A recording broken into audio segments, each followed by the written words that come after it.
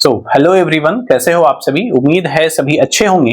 SRM lectures के इस digital platform पे एक बार फिर से आप सभी का स्वागत है। बच्चे, हम जो अभी बात कर रहे थे वो हम वाइटल साइन के बारे में डिस्कस कर रहे थे और वाइटल साइन का जो फर्स्ट कंपोनेंट होता है, वाइटल साइन के बारे में हमने बात की है, जिसमें कि first part of the video में हमने देखा वाइटल साइन है क्या, वाइटल साइन के इंट्रोडक्शन के हमने देखा वाइटल साइन कब हम असेसमेंट कर सकते हैं, when to measure vital sign, कब कब मेजर किया जा सकता है। फिर हमने वाइटल साइन के कुछ कंपोनेंट्स के बारे में बात की।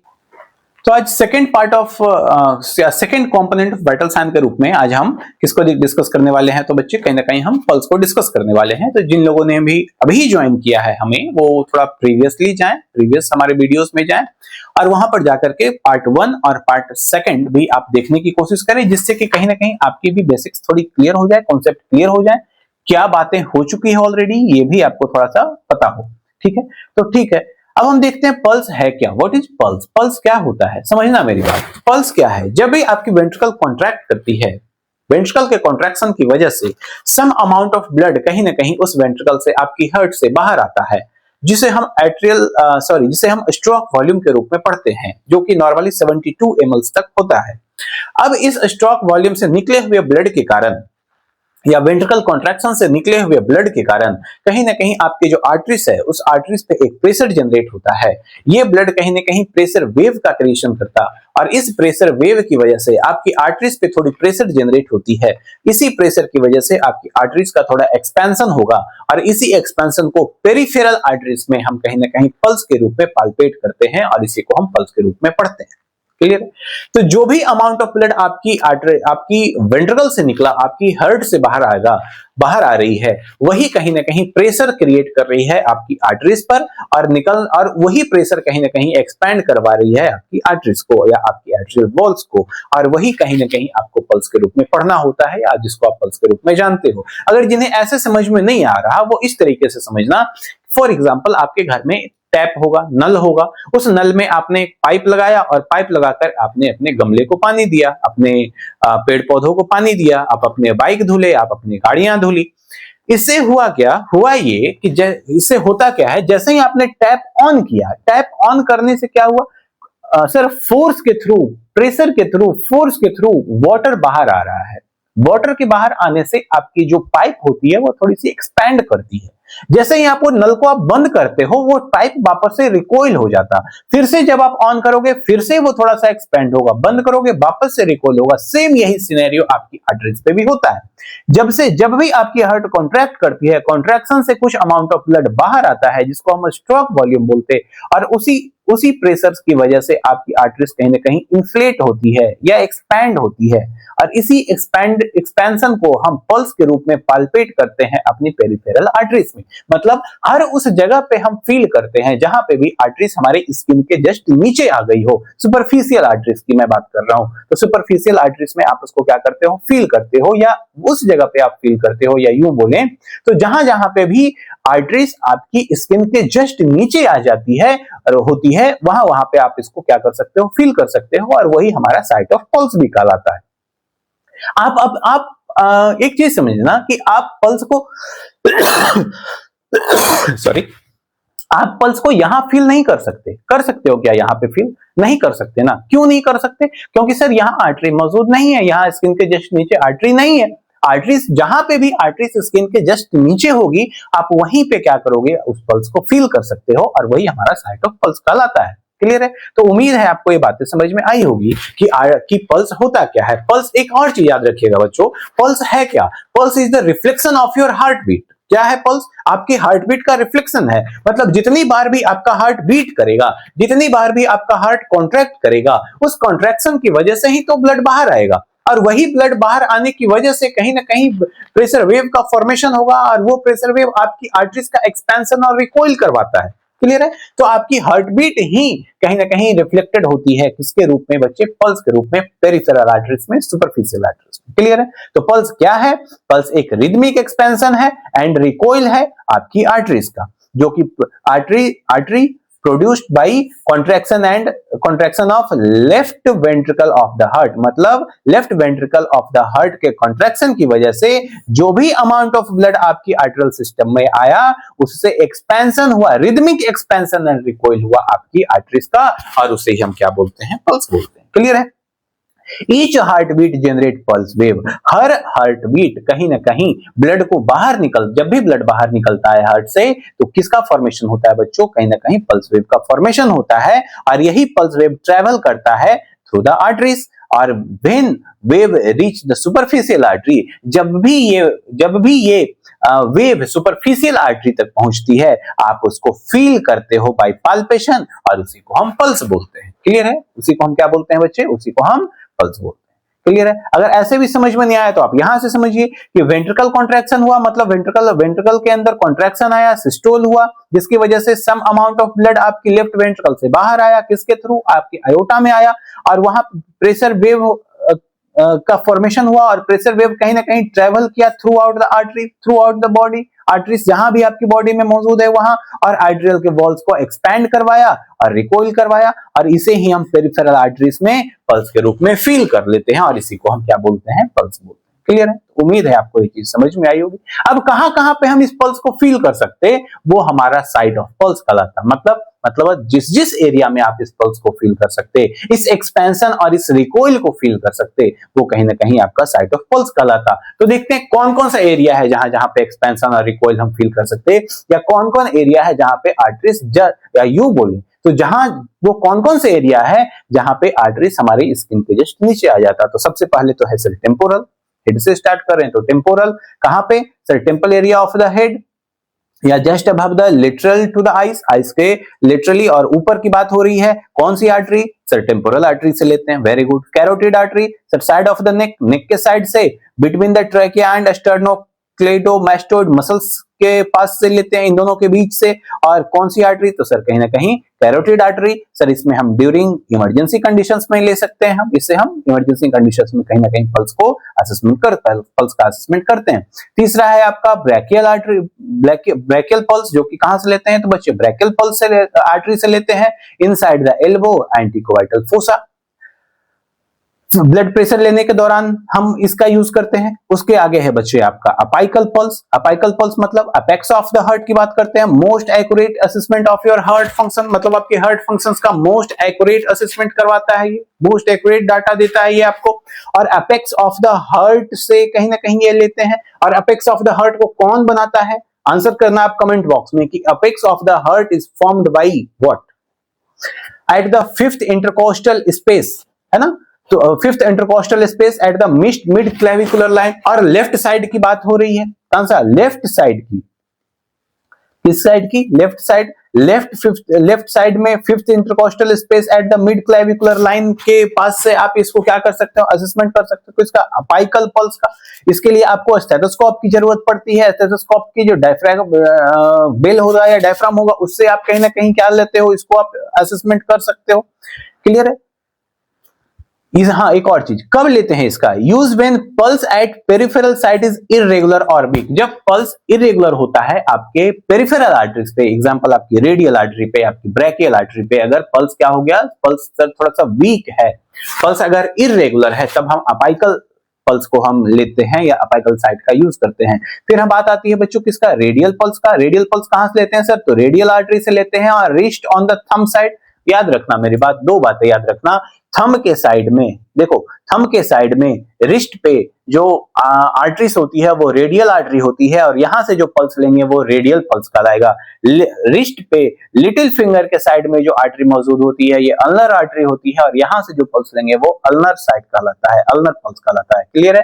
तो रिस्ट पे थंब के साइड में रेडियल, रिस्ट पे लिटिल फिंगर के साइड में अल्नर लेते हैं। क्लियर है, वेरी गुड। तो ये मोस्ट कॉमनली रेडियल कहां मोस्ट कॉमनली यूज किया जाता है, most commonly used for routine pulse measurement in adults. और अल्नर आर्टरी कहां से ले सकते हैं, तो सर अल्नर पल्स कहां से ले सकते हैं बच्चों, तो अल्नर आर्टरी से ले सकते हैं, wrist on the left little finger side में आप लेते हो इसको। क्लियर है। फिर बात आती है फिमोरल पल्स की। फिमोरल पल्स क्या है, तो सर ग्रोइन एरिया से लेते हैं, फिमोरल आर्टरी से लेते हैं। पॉप्लिटियल पल्स कहां से लेते हैं, तो behind the knee popliteal fossa से लेते हैं, पोप्लिटियल आर्टरी से लेते हैं। क्लियर है? Posterior tibia, posterior tibial artery कहां से लेते हैं? Behind and slightly below and medial ankle bone के पास से हम ले सकते हैं, पोस्टीरियर टिबियल आर्टरी से लेते हैं। डोर्सल पेडिस पल्स कहां से लेते हैं? तो कहीं ना कहीं टॉप ऑफ द फुट या फिर between the first and second metatarsal bone के पास से लेते हैं। और यहाँ कौन सा है? तो सर डोर्सल पेडिस आर्टरीज मौजूद है। ये स्टेटस को बताता है आपके फुट सर्कुलेशन को। जिसको नहीं आया समझ में वो यहां से समझिए।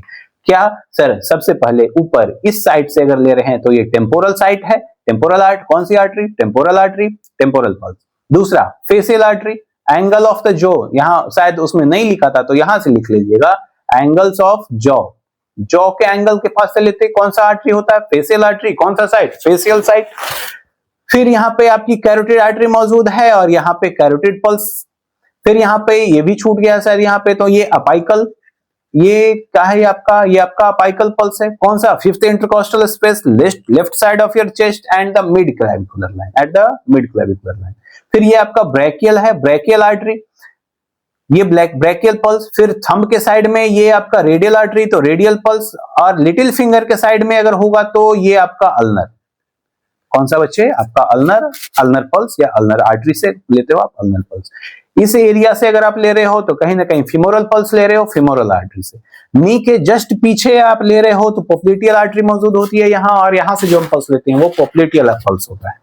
फिर इस साइड से अगर यहां से अगर आप ले रहे हो तो ये कौन सा साइड है? तो ये सर पोस्टीरियर टिबियल आर्टरी है, पोस्टीरियर टिबियल पल्स। और ये अगर सेकंड मेटाटार्सल बोन से आप ले रहे हो तो डोर्सल पेडिस आर्टरी से ले रहे हो, और डोर्सल पेडिस। क्लियर है? तो ये कुछ साइट्स हैं जिसको आपको क्या करना होता है? आपको याद करना होता है। क्लियर है? इसको बस सुनने भर से काम नहीं चलेगा, इस चीज को आपको याद करना होगा, साइट ऑफ पल्स।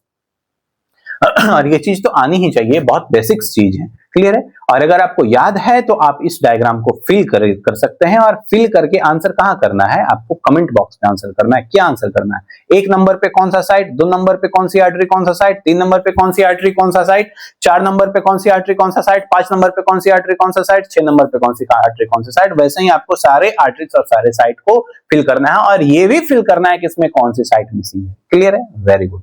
तो आप इसमें मिसिंग साइट को भी कम से कम मेंशन कीजिएगा कमेंट में, ताकि मुझे भी लगे कि नहीं आपको क्लासेस थोड़ी समझ में आई है। और सबको करना है ये, जो भी लोग वीडियो देखेंगे तुम्हें विद्या का समय है, तो क्लियर है? तुम्हें ये कमेंट करना ही करना है, हाँ, वरना सब फेल हो गए। जिसने भी कमेंट नहीं किया सब फेल हो गए, श्राप लगेगा तुमको। इसलिए देखना और इसको फिल करना। क्लियर है? Very good. चलो फिर हम बात करते हैं, जब आप पल्स का असेसमेंट कर रहे होते हैं, जब भी आप पल्स को क्या करते हैं, जब भी आप पल्स को असेसमेंट करते हो तो पल्स के असेसमेंट के टाइम पे कुछ चीजों को गौर करना चाहिए, कुछ चीजों को ध्यान में रखना होता है। किन बातों का ध्यान में रखना होता है? कैरेक्टर ऑफ पल्स को ध्यान में रखना होता है। और पल्स के कैरेक्टर कौन कौन से हो सकते हैं? सर 4 कैरेक्टर होते हैं पल्स के, rate of pulse, rhythm of pulse, amplitude या स्ट्रेंथ ऑफ पल्स, और इक्वालिटी ऑफ पल्स। मतलब ये अब समझिएगा मेरी बात। What is rate? रेट क्या है? तो ये लीजिए समझिए। सबसे पहले इन्फेंट का अब जो भी डाटा है बच्चे, ये बीपीएम है, मतलब बीट पर मिनट के हिसाब से है। 120 से 160 बीट पर मिनट इन्फेंट में होता है पल्स रेट, 90 to 140 टोडलर में होता है, प्री स्कूलर में 80 to 110 होता है, स्कूल एज चाइल्ड में 75 to 100 होगा, एडल्सेंस में 60 to 90 होता है, और अडल्ट में 60 to 100 होता है। क्लियर है? तो ये डाटा है, इस डाटा को भी आपको कहीं ना कहीं रट जाना होगा। अब आते हैं बात हम यहाँ पे रेट पे। नॉर्मल वैल्यू तो हो गई सर, नॉर्मल रेट तो हो गई बात। रेट क्या है? Pulsation filled in 1 minute, 1 minute में जो भी पल्स आप फील करते हो वो रेट ऑफ पल्स कहलाता है। क्लियर है? 1 मिनट में जो भी पल्सेशन आपने फील किया, एक्सपेंशन रिकॉइल की यहाँ पे बात हो रही है, जो भी एक्सपेंशन और रिकॉइल आपने पल्स के अपने आर्टरीज के अंदर फील की, वो क्या कहलाएगी सर? वो कहीं ना कहीं रेट ऑफ पल्स कहलाता है। क्लियर है? Very good. अब रेट ऑफ पल्स में एक और बात आती है सर, अपाइकल में अगर हमें लेना हो तो यहां पे हम पल्सेशन कैसे फील करेंगे? समझना मेरे बात। यहां पे हार्ट की साउंड होती है S1 S2, हालांकि हार्ट की 4 साउंड होती है, लब डब टा टा, ये 4 sounds are there in heart. अगर मैं कार्डियोवास्कुलर कभी अगर क्लासेस ली मैंने तो ये मैं आपको बताऊंगा, हार्ट के 4 साउंड होते हैं, लब डब टा टा। तो साउंड 1 क्या होता है? लब। साउंड 2 क्या होता है? डब। एक लब एक डब मिला करके बनता है लब डब, और ये कहलाता है एक। ये क्या होगा? एक। तो अपाइकल पे आप with the help of stethoscope stethoscope की हेल्प से आप कहीं ना कहीं इस चीज को आप फील कर सकते हो। Fifth intercostal space, left side of your heart and the mid clavicular line पे आप कहीं ना कहीं क्या करोगे, आप इस चीज को फील करते हो। तो जो भी एक हब, एक लब, एक डब का मतलब क्या हुआ सर, एक पल्स होता है। क्या होता है, एक पल्स होता है। ये अपाइकल का मतलब हुआ। अब एक और चीज समझिएगा, रेट ऑफ पल्स में एक और चीज आती है काफी जगह पे, पल्स डेफिसिएट की बात होती है। व्हाट इज पल्स डेफिसिएट, समझना। पल्स डेफिसिएट क्या है, जो भी फॉर एग्जांपल अगर अपाइकल से हमने पल्स लिया तो 90 आया, और अगर हमने रेडियल से लिया तो 70 आया, मतलब क्या है, मतलब सर 20 का कहीं ना कहीं मिसिंग है, 20 मिसिंग है। तो 20 अगर मिसिंग है तो क्या है सर, 20 ही तो, यही तो पल्स डेफिसिएट है। 20 is the pulse, 20 pulse deficit यहां पे आएगी। तो पल्स डेफिसिएट क्या है, तो difference between apical pulse and the peripheral pulse को हम क्या बोलते हैं बच्चे, पल्स डेफिसिएट बोलते हैं। ये नॉर्मल कंडीशन नहीं है, ये नॉर्मली ये देखने को नहीं मिलता, लेकिन इन क्लिनिकल केसेस आपको ये चीज देखने को मिल सकते हैं। पल्स डेफिसिएट क्यों होता है, ये क्यों होता, क्योंकि इफेक्टिवली वेंट्रिकल कॉन्ट्रैक्शन नहीं हो रहा है। अब कुछ भी इसके अंदर चेंजेस आ सकते हैं, आइदर वो वॉल्यूम की वजह से हो या रेट की वजह से हो, तो रेट की वजह से नहीं, मतलब वॉल्यूम की वजह से, या जो भी किसी भी वजह से इफेक्टिवली अगर हार्ट अगर कॉन्ट्रैक्ट नहीं कर रहा है तो ये चीज आपको देखने को मिलता है। क्लियर है, वेरी गुड। तो difference between apical and the peripheral pulse is called pulse deficit. Very good. फिर बात आती है रिदम की, मतलब regular interval between pulse and heart beat. एक हार्ट बीट से या एक पल्स से दूसरे पल्स के बीच में जो गैप होना चाहिए वो गैप है या नहीं। फॉर एग्जांपल ये एक पल्स, ये दूसरा पल्स, एक तीसरा पल्स, एक चौथा पल्स। अब एक बात समझना, जो भी इसका एक्सपेंशन और रिकॉइल होगा तो वो समझना, सिस्टोल में क्या होता है, सिस्टोल के टाइम पे ब्लड बाहर आता है, मतलब पल्स का जनरेशन होता है, तो सिस्टोल की टाइमिंग होती है 0.3 सेकंड। डायसिस्टोल के टाइम पे क्या होता है, तो सर वेंट्रिकल कॉन्ट्रैक्ट करता है, तो इस टाइम पे तो सर रिकॉइल ही होगा वेंट्रिकल आर्टरीज का, तो ये इसका ड्यूरेशन 0.5 सेकंड होता है। अब अगर ये 0.5 सेकंड है, 0.3 सेकंड है, तब तो ठीक है, लेकिन अगर इसमें कुछ चेंजेस नजर आ गए, मतलब चेंजेस का मतलब ये हुआ कि इन दोनों के बीच का जो डिफरेंस है वो कम हो गया, जो अब इसके बीच का डिफरेंस कम होकर के 0.35 सेकंड ना होकर के और कम हो जाए, अगर ये क्या हो जाए और कम हो जाए, तो ये क्या कहलाएगा, कहीं ना कहीं ये रिदम डिसरिथमिया कहलाएगी। क्या कहलाएगी, डिसरिथमिया। तो सबसे पहले रिदम क्या है, तो सर नेचुरल या normal regular interval between pulse, between two pulse, मतलब दो पल्स या दो हार्ट बीट के बीच के जो डिफरेंस होती है वो सर रिदम कहलाता है। के बीच का जो इंटरवल होता है वो क्या कहलाता है बच्चे, रिदम कहलाता है। फिर बात आती है इक्वालिटी की। इक्वालिटी का मतलब आपने राइट साइड का पल्स ले लिया, राइट हैंड में आपने रेडियल पल्स लिया, तो आप लेफ्ट में भी लेके देखो क्या दोनों इक्वल है, अगर इक्वल है तब तो ठीक है। तो comparing both side of peripheral vascular system, comparing the characteristics of each, मतलब सबके कैरेक्टरिस्टिक्स और सबकी कहीं ना कहीं वैस्कुलर सिस्टम को अगर आप कंपेयर कर रहे हो तो ये कहीं ना कहीं इक्वालिटी कहलाती है। क्या कहलाती है, इक्वल अगर देखने को मिले राइट साइड में भी और लेफ्ट साइड में भी। अगर आप राइट हैंड से लिए तो भी उतना ही आ रहा है और लेफ्ट से ले रहे हो तो भी उतना ही आ रहा है। फॉर एग्जांपल राइट से लिए तो भी 90 आया, लेफ्ट से लिए तो भी अगर 90 आया, मतलब ये कहीं ना कहीं क्या है, इक्वल है ना। तो ये चीज भी आपको क्या करना होगा during the time of pulse assessment, आपको ये चीज देखनी होती है। फिर बात आती है एम्पलीट्यूड का मतलब होता है स्ट्रेंथ। क्या होता है, स्ट्रेंथ, मतलब किस स्ट्रेंथ से पल्स बाहर आ रहा है, मतलब वॉल्यूम की यहाँ पे बात हो रही है कि स्ट्रेंथ और क्या होता है, pulse reflects the volume of blood ejected, मतलब पल्स क्या रिफ्लेक्ट करता है, कितना अमाउंट ऑफ वॉल्यूम बाहर आया है आपके वेंट्रिकल से, इसको कहीं ना कहीं रिफ्लेक्ट करता है। इसको हम क्या बोलते हैं, किस स्ट्रेंथ से बाहर आया, कितना अमाउंट ऑफ, अगर कम वॉल्यूम होगा तो स्ट्रेंथ कम होगा, अगर ज्यादा वॉल्यूम होगा तो स्ट्रेंथ भी ज्यादा होगा। तो against the arterial wall and each heart contraction, her heart के कॉन्ट्रैक्शन पे आर्टेरियल वॉल पे कितना ब्लड का इंजेक्शन का प्रेशर पड़ा है, इसको भी आपको क्या करना होता है, ध्यान रखना होता है। अब जो टाइप ऑफ पल्स यहाँ पे आप देख रहे हो ये बेस्ड है according to the strength, based